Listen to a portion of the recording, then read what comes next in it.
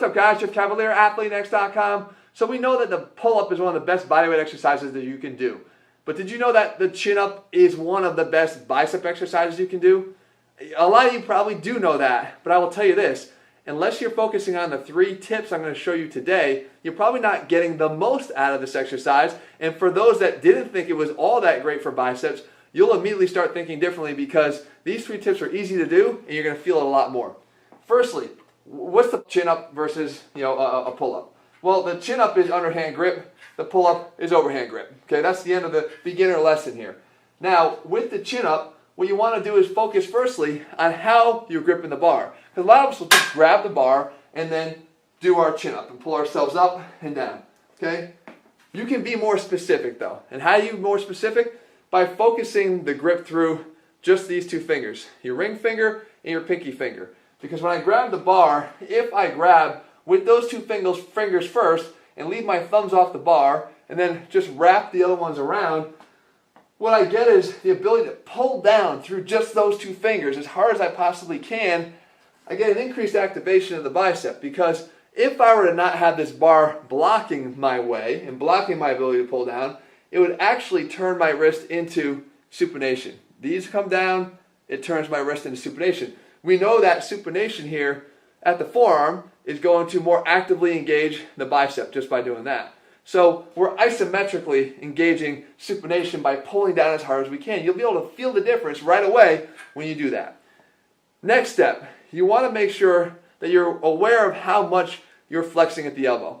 Because we know that the bicep is an elbow flexor, but do we want to do our chin-ups really tight in here like that? Or would we be better off having some separation, more like a 90-degree angle here at the arm and the elbow when we do them? The answer is more of a 90-degree angle.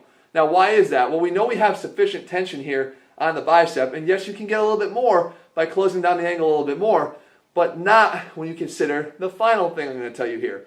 And that is, in order to get the maximum contraction of the bicep and feel this chin up even more, you can do something, a little tweak, to get some additional shoulder flexion. We know that the bicep crosses the shoulder too, so it doesn't just act at your elbow, but it also acts at your shoulder. It's a shoulder flexor. We can get our shoulder into more flexion by dipping our head under the bar. Now, before you start saying, but Jeff, behind the head, that's terrible. You can never do behind the neck things. That's terrible. No, there's a big difference between doing behind the neck pull downs, in which the vulnerability of our shoulder joint here is really exacerbated, versus having our elbows in front of our body and then getting our elbows up. This is a much safer position for the shoulder than this with our hands all the way back. We've done far less strain to the anterior capsule of our shoulder. So what you do is you get in this position, and as we're getting into our chin up, the head dips underneath. Now, as we come up and squeeze, we have more shoulder flexion here relative to what we had before. Here, my shoulders and elbows especially are pointing down.